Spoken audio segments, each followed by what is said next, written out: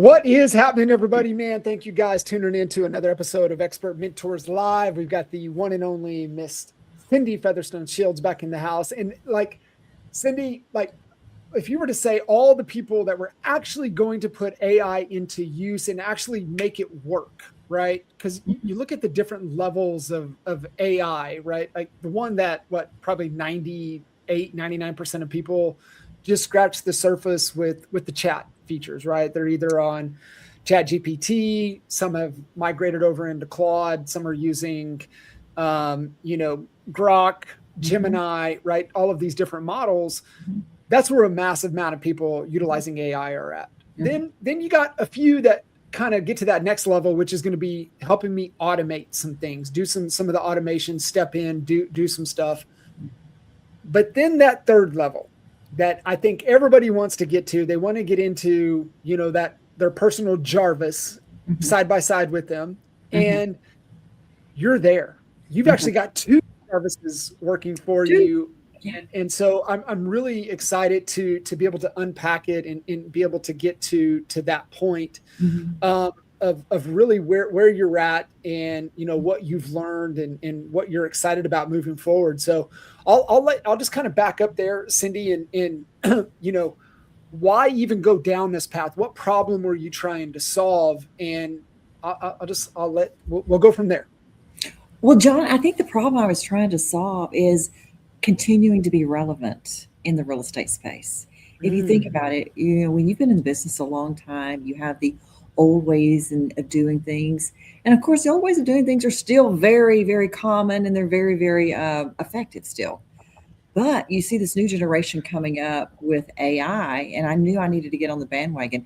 I was one of Nick Krim's first people that graduated from his course in AI. Nick was, I think, one of the first ones to market with a little AI program. And I think it was about $1,000. I jumped on board and went through his program and stayed with his program. I actually have a VA that works for me that is AI trained to do the marketing side of things. And so he's part-time, does HeyGen for me. He makes videos.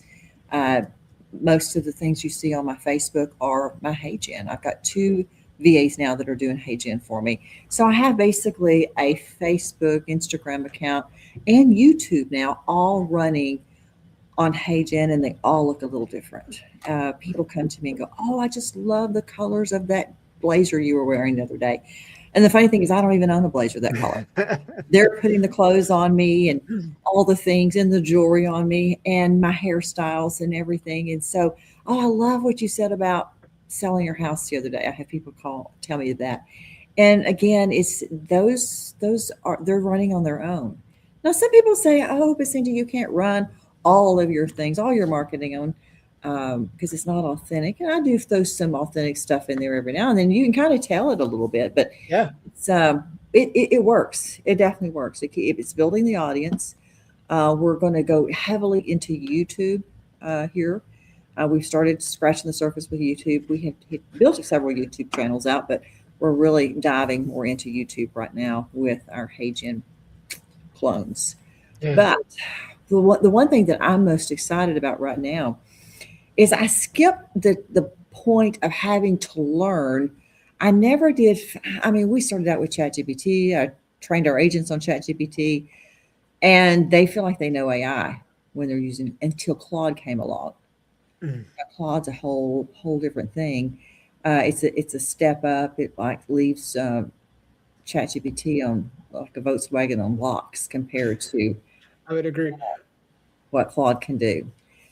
I have not connected myself with Claude with different programs. I skipped that step and went and had a couple of assistants made custom for me. With a company, and I had my first chief executive officer, and she is amazing. Her name is Emily, and this is my cell phone, and I talk to Emily through my cell phone. People think Emily's a real person. Yeah. But I could just talk to her. I don't have to text her, and she gets everything I say. Yeah. She can do emails. She puts things on my calendar. She sends out my daily reminders. She sends out the end of the day business of what we accomplished. but she's connected to my email and she sees everything that comes through my email. The bio that you needed for the show. I said, Emily, I'm going to be on John Kitchen's show. He needs a bio and what we're going to talk about. And just like that, she created it. I said, I need you to email this over to him. She emailed it over and copied me on it. Yeah. It's pretty cool. It is. It's really, really, really cool. Mm-hmm. Talk me through any of the possible fears of giving up access to technology. Kind of how did it cross your mind? How did you overcome it? How did you think about it? You know, the only fear I have is bank accounts, things like that. And so AI is not going to transfer money. We are going to be building an AI for bookkeeping coming up, but she will not be able to transfer money.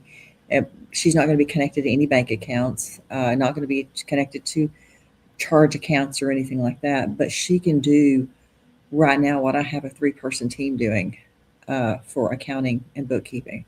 Yeah. We have replaced our transaction coordination team, which we had 5 working. We had VAs that were full-time.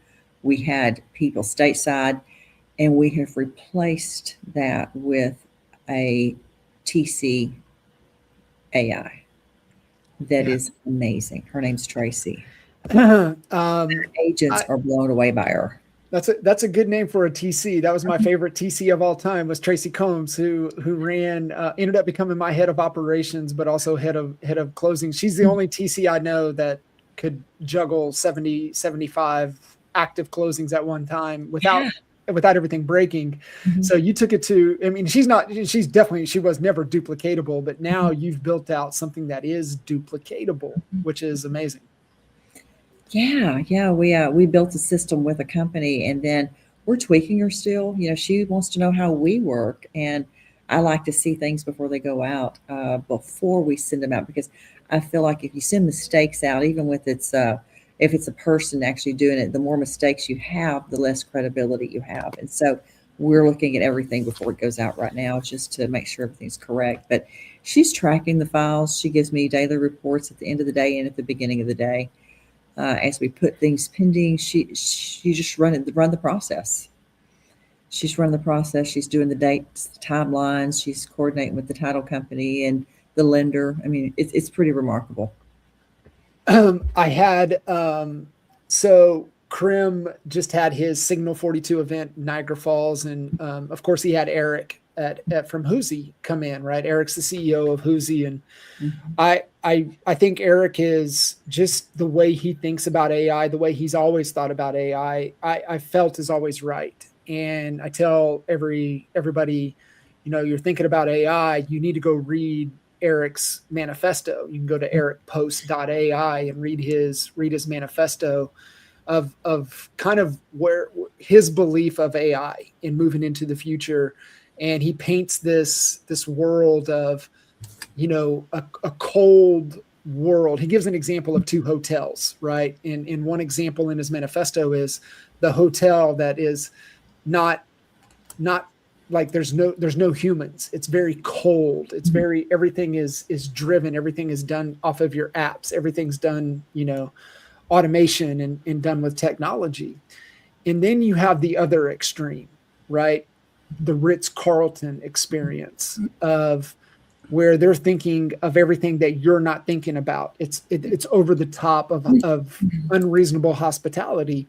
And I love that world, right? Mm-hmm. That's the world that I want to play in. That's the world I want to live in. And so that's Eric's take on AI. Mm-hmm. And so I texted him Monday night after the first day of the event, because I knew he wasn't speaking on day 1. He was just speaking on the VIP day, which was day 2. Mm-hmm. And so I just said, hey, you know, how we were back and forth on a couple of things. Then I said, hey, how was today? Like, what was your biggest takeaway? And he said, my biggest takeaway is that most agents shouldn't be learning this stuff. That creating services just to do the stuff at DIY pricing is what they want. So basically agents are wanting, let me, you know, give me stuff. I want services done at DIY pricing, right? That's just they want they want the filet mignon, but they're on a cheeseburger budget. That's essentially the way to think about it. And I said, whatever, back and forth, and he goes, listen, the agents who really need AI leverage, Cindi, you really needed AI leverage, can afford to have somebody do it for them. The ones who can't afford those services probably don't need it in the first place. I was like, oh my gosh, that's exactly how I felt, is that because the largest item on our P&Ls is always our labor expense, right? Or labor investment. I like using investment, not an expense, because with team labor, you get a return. So it's an investment if you're getting a return. However, when I look at your machine, I'm like, man, Cindy's like maybe got a little excess. And is there a way to where she can bring in? So like, you're a great example of you really need this leverage. And it makes sense because you can afford for somebody to go do it for you, which I believe is right. For right now, I believe it's the right move. Yeah. Again, labor is the most costly thing right now that we're doing. And people want to be paid very, very well in this market right now. And again, as I told you, John, the system, things run on systems. It doesn't run on people anymore. And you have to have people that can do the systems. And it takes less people to follow the system now. We had 5 people in our TC department, and they could not follow a system because something would get dropped. And when you move it to a spreadsheet or move it to another program, now we have integrated it all together. And the programs are talking to each other.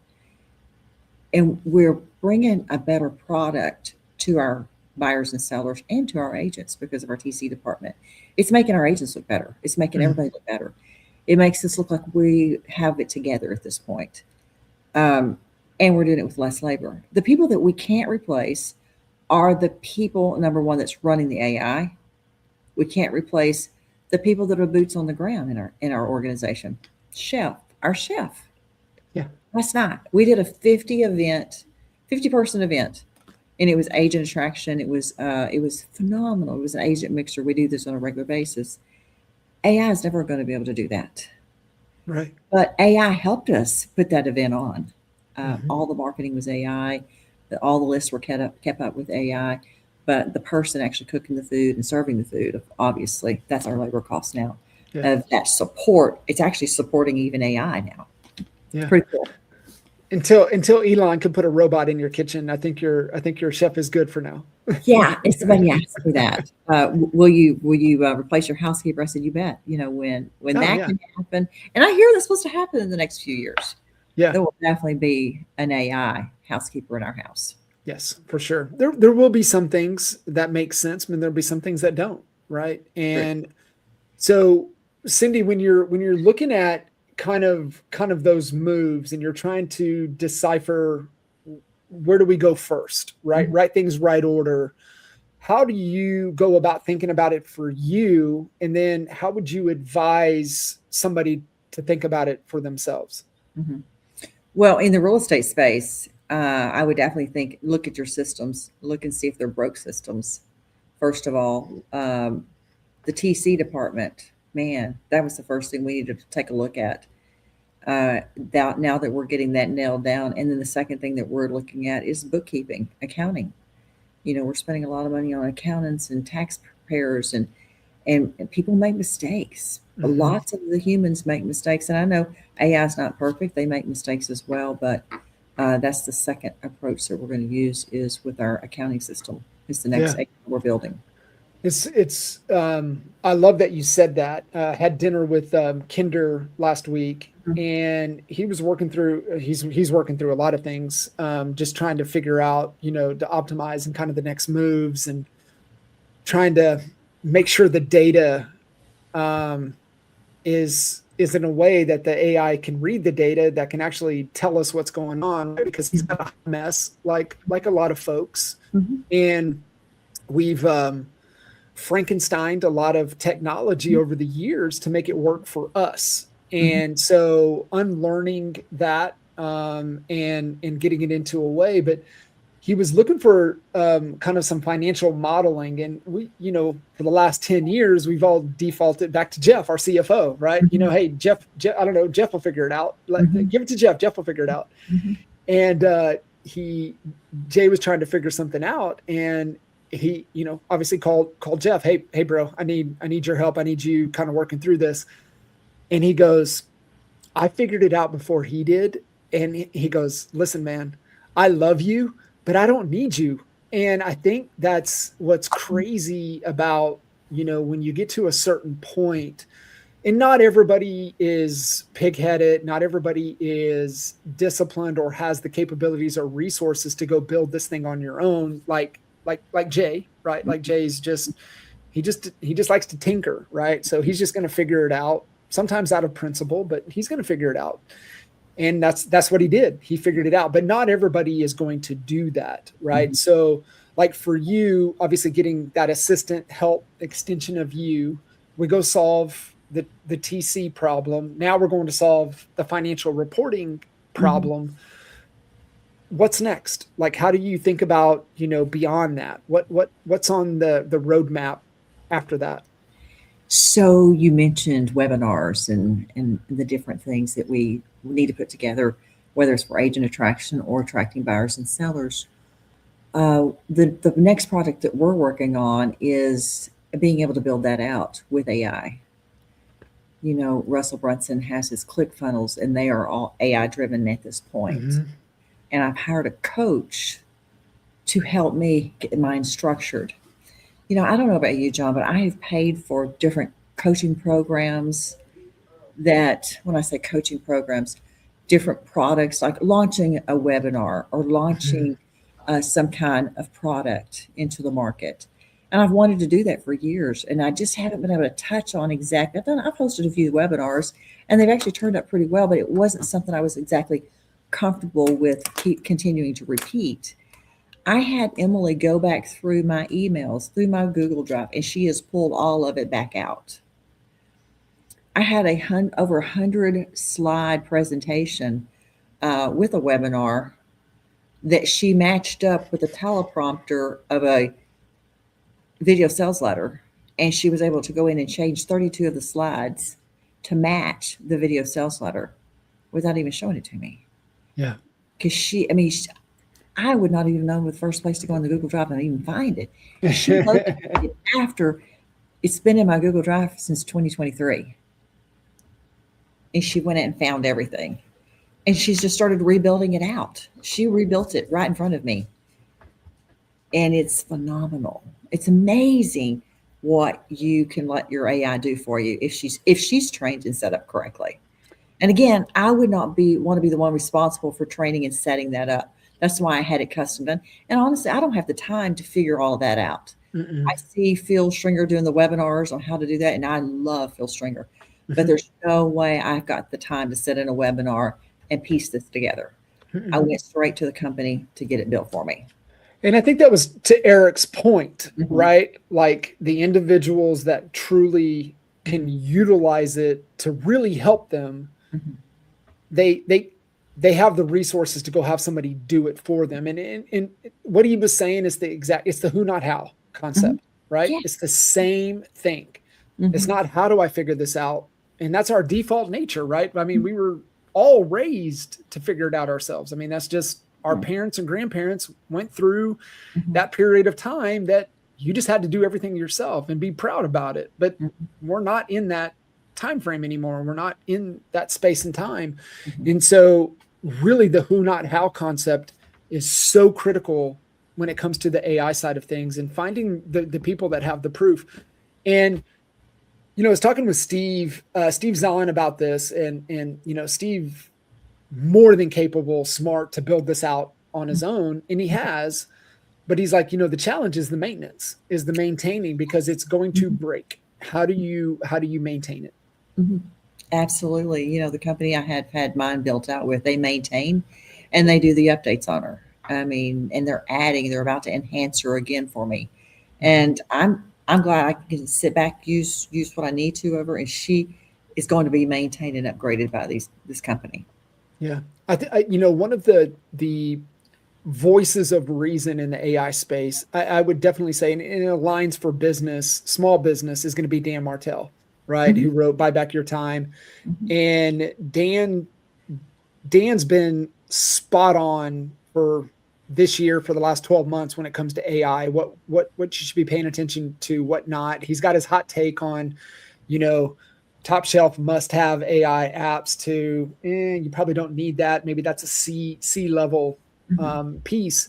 So he's definitely one of the ones to consistently stay in your feed, to stay informed, kind of what's happening.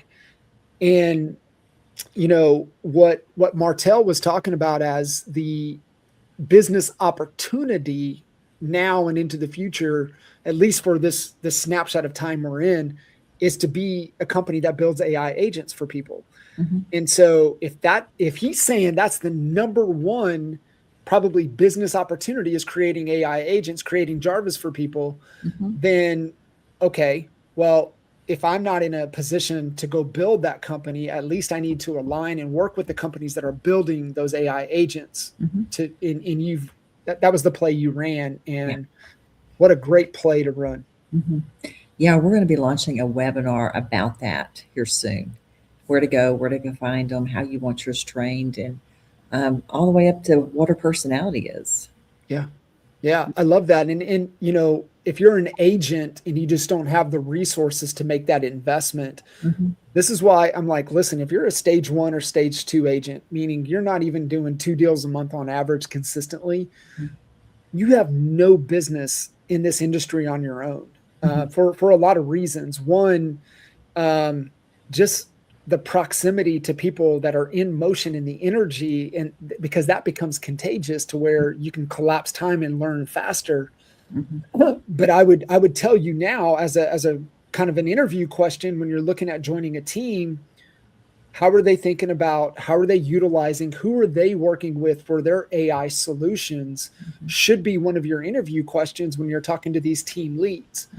So that's my advice to agents listening in. Find the Cindis of the world that are leaning in and aligning with companies that are building out these AI agents to help make the business more streamlined, more efficient, more consistent, more predictable, until you're in a position that you can make that investment. And to Eric's point, most agents don't need to be messing with this because they don't have a real need for it. You do. Therefore, as an agent, be looking for the Cindis in your market that are thinking this way, that are operating this way and doing these things, I think is one of the best AI advices that people can take. For certain. And John, it's not even just getting the AI built.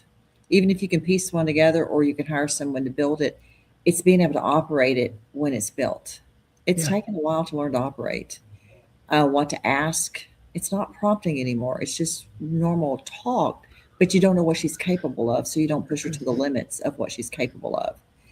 And so knowing what your AI can do for you, I think a lot of people that have them are only scratching the surface with them. And so it's a real interesting time we're in. And I don't know about you, but I'm glad we're in this time, because the people before us never got to experience this. And it's interesting when I'm on these webinars about AI, it's the people that are my age and your age that are on, and even older, are on these webinars. They're trying to figure this out. They have been uber successful in real estate. And now they're looking for the next chapter of a little relief, honestly, in how to streamline their systems with AI. I look at agents that are doing 30, 40 deals a year, and I'm thinking, we can sprinkle a little magic on you and make your world that when you lay your head on your pillow at night, you're not wondering, did I make that call back? Did I send that email? How many deals are pending? What's closing tomorrow? Is the option period over? When is the next option period over? You all know, you just know it because it's being told to you by your AI on a regular basis, and she's tracking it all for you. Yeah. So, I think you're spot on. And those agents doing 2-3 deals a month, they don't have the time or bandwidth to try to figure this out. They don't. That's why they need to align and make the investment into leaders like yourself or into companies that can actually do the thing, but more importantly, not do the thing, but service and maintain the thing. It's the same thing that we look at with builders, right? Like I see you either have builder quality or you have premium quality. The build is the build because you got certain regulations, you got certain stamps of approval you have to have throughout the process, right? I mean, you're not getting your occupancy, agreement until it's all done anyways. The thing that matters with builders is what happens from the day you close and you take over in possession of the new home. What's the warranty? What's the builder process? How does the builder support and maintain in there to stand behind their product? That's the most important thing. And it's the same principle when you're looking for an AI solution. I want to know about your maintenance. I want to know about your backup. I want to know about what you do after the sale, because that's more important to me than the actual sale.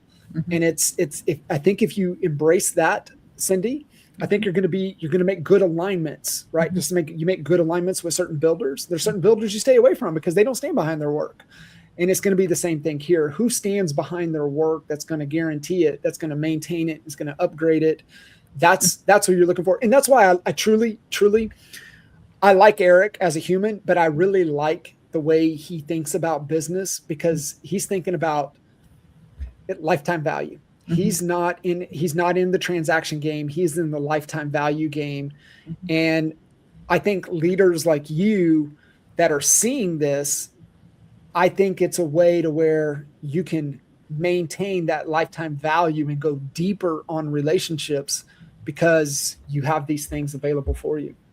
Absolutely. And one thing about it, John, is the people, the Erics, those are the guys that are out there thinking about this.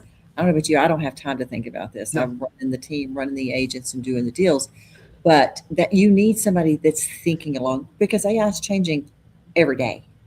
Every day AI is changing and there's new products coming out, and you want somebody to be thinking that, and you want a top leader thinking, a top programmer thinking about AI in their sleep at night. And that's what you need to get aligned with, is those people that are thinking about it all the time. They're not out selling real estate, and you don't want to be putting it together yourself. I heard the update where we're at on new model releases. What was it? 60 days ago, we were about 45 days on average, every model updates. We're currently at 5.5 days. Every 5.5 days on average, a new model is released, and prediction is in January, it'll be a new model update every day. That's how fast things are moving, and most people cannot get their head around it at all. There are people that have had their head in the sand. There's people that, are just kind of scratching the surface a little bit. And then there's all the fear out there in the marketplace, the headlines.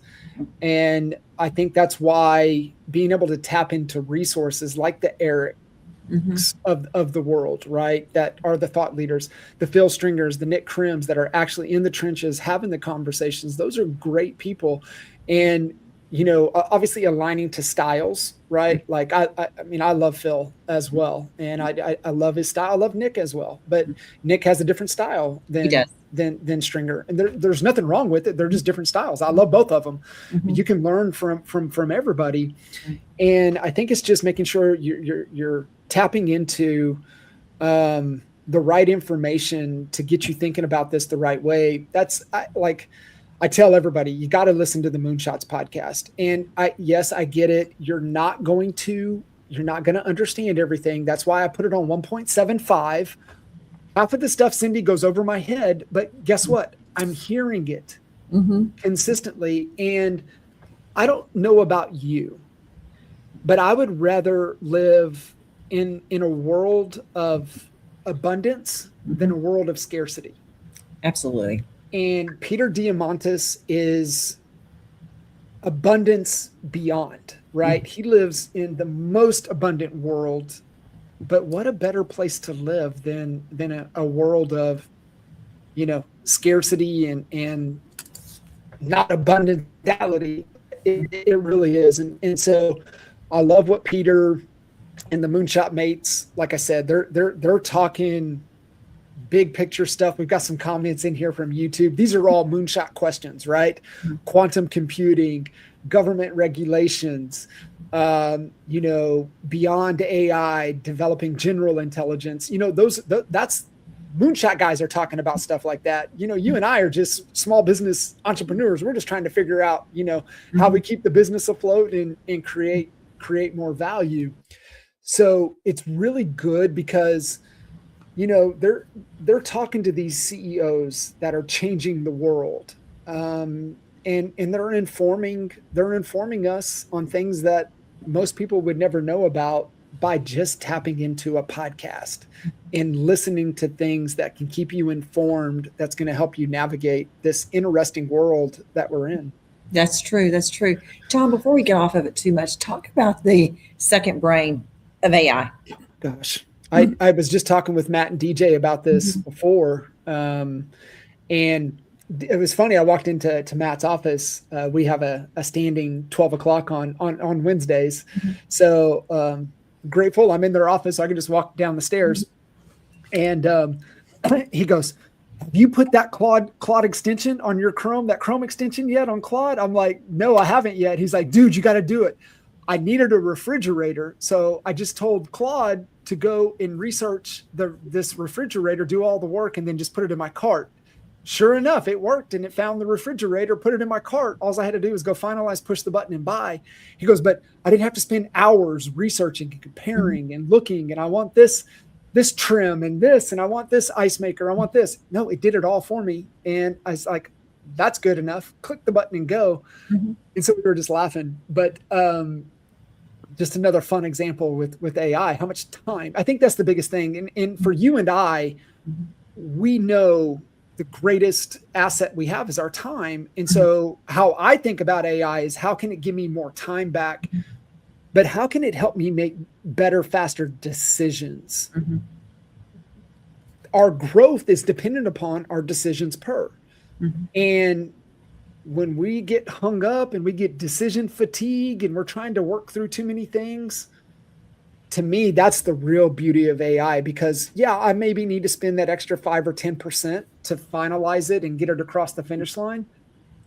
But I don't have to exhaust all of that energy trying to figure out to make a decision. And so I think, you look at use cases and how it helps you make better, faster decisions, make better decisions that are going to move you closer to where you want to be. I think it's really, really amazing. And so talking about, Cindi, I know I didn't answer your question. So what was the question again? Second brain. Second brain.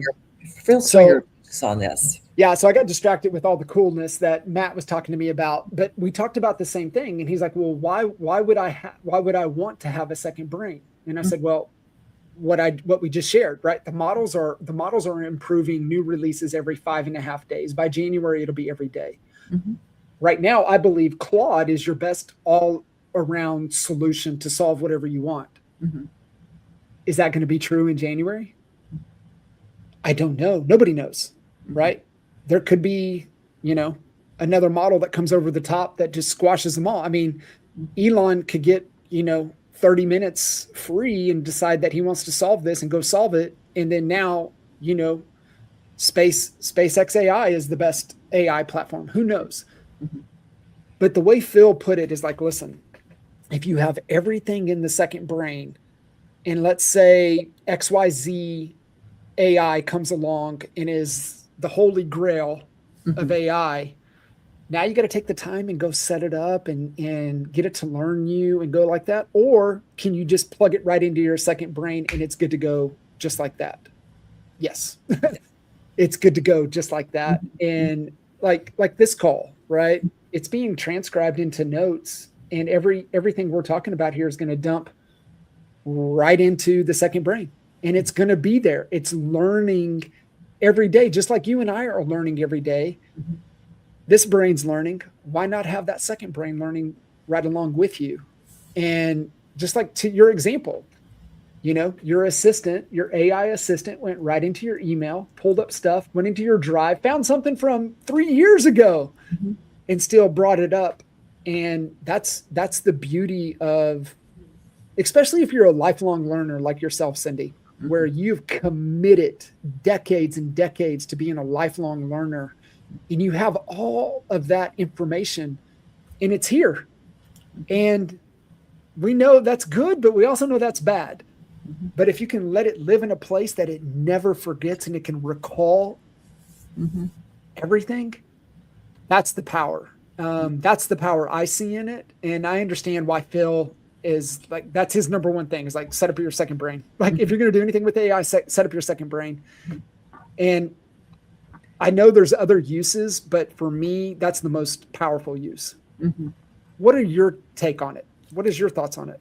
I 100% agree with you. I'm trying to figure out, we started with how to train your own ChatGPT by loading, your DIS assessments and some other assessments on you. So they knew how you think and then how they respond as if they were you. Tina Call came up with the first one, the program for that, and shared it with a group of us. And we all trained our own ChatGPT to think like we do, but just more enhanced, of course, and to speak like we do, respond like we do. Now, the second brain concept, I need to get my head wrapped completely around it, figure out what needs to go into it, because you're right. The model there's going to be a better model than Claude eventually. Yes. There just is. Yep. Even though that's the best right now, there's going to be a more powerful model eventually. And you want to be ready to be able to move into it and not lose what you've already put together. Just like training your TC department. You want them to know exactly what you're looking for. Yeah. And not have to rewrite these every time you get into a different model.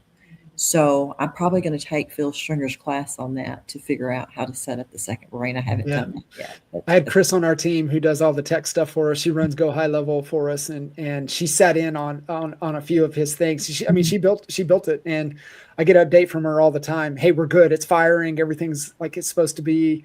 Like we, getting the notes, getting your notes in is super important. And I know Stringer was big on granola, using granola to get in there. So we started looking at it, but then all of a sudden, my favorite AI app right now is WhisperFlow. And WhisperFlow just rolled out the note feature. So this is being transcribed, obviously through the AI, but through WhisperFlow. WhisperFlow is connected to our second brain. It's taking everything here. It'll take all of the notes and it'll push it right into the expert mentors file, inside the podcast file, inside of the second brain file, because that's all it is. It's just a big file. And so it's I think you nailed it earlier, Cindi. It's just really interesting and awesome times that we're in. Absolutely. I know Phil has one set up for business and for personal. His personal relationships in his life and then his business. He actually showed it on a screen. It was very fascinating to see in one of his programs. But setting up two is probably the answer, personal and business. I like that. And letting them just fire off of each other. I like that. More about it. I like that. I would love to pick his brain a little bit on why the separation. And Phil wears the little pendant. So if you guys see Phil and he's got this little pendant on, it's not just a fancy, cool looking piece of jewelry. It's actually an AI pendant that is recording everything, and he's got it filtered to where it'll pull certain things and ignore certain things, like certain conversations of things that are just mind numbing. We're talking about the Pirates and how Skeens is stinking. And of course the Pirates are doing their typical, falling off at the end of the second half of the season. It's not going to pick that up because it doesn't matter, right? That's not information that needs to be stored that we're going to utilize, to recall on in the future. But too, Cindi, as we, all come, when we turn 120, 125 years old and, it's time for us to move on. Now we can take our second brain, upload it into our AI robot. And, now you got another version of you roaming around. That's wild. Isn't that wild? It's you listen to the Moonshot guys, AWG, and he just, his take on the singularity is that all sci-fi coming together at once, right? Mhm. Like every sci-fi thing that you can imagine, all Star Trek, all the Star Wars, everything's coming together. Yeah. And yeah, it is. It really is interesting times. And I just, like I mentioned to you, I have not been this excited since 2017. Mm-hmm. And it's hard for me to put into words how come or why, Mm-hmm. but it's just a feeling that I have that I haven't felt in almost a decade. Mm, that's amazing. I Isn't love it that. I love crazy? hearing that. Yeah, it's so crazy. Mm-hmm.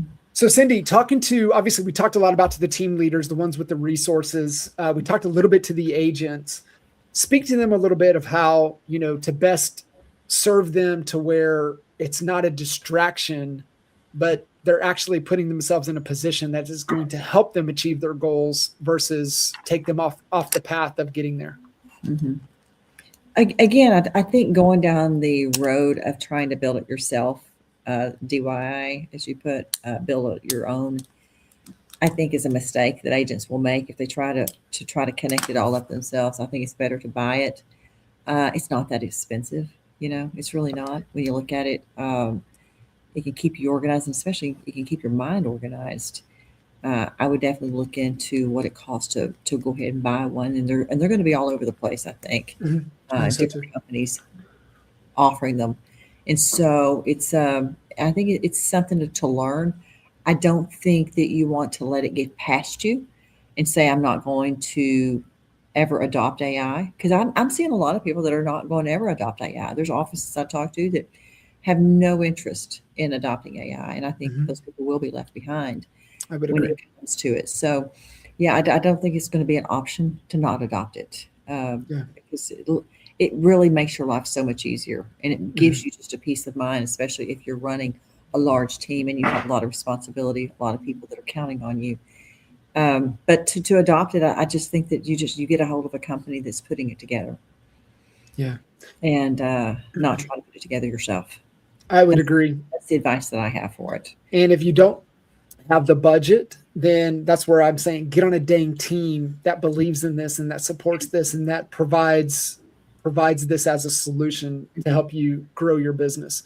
I think that's like team leaders, get this built, get it available for your teams, to me is really like the move for you as a team lead. And I'm with you. The folks that are resisting this, they're just shooting themselves in the foot, because this game is all about speed. Mm-hmm. And one of the key lessons from this year was from, I believe it might have been Eric Schmidt that said this from Google. The companies and the organizations that are built to learn faster than any of their other companies in their space will be the companies that will win. Mm-hmm. And so when I hear somebody saying, we don't believe in that AI thing, I know they're dead. I know we got them. I'm not worried about them. Mm-hmm. Let's keep going. And the reason is Cindi, is what we said earlier. It's all about speed and decisions. You make better decisions faster because you're learning faster than anybody else.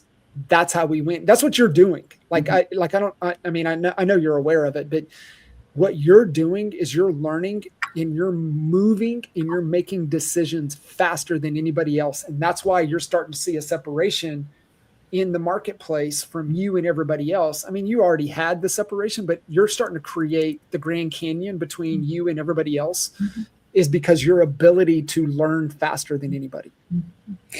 And one thing, John, too, I want to add too, my son, he just graduated from high school this last year.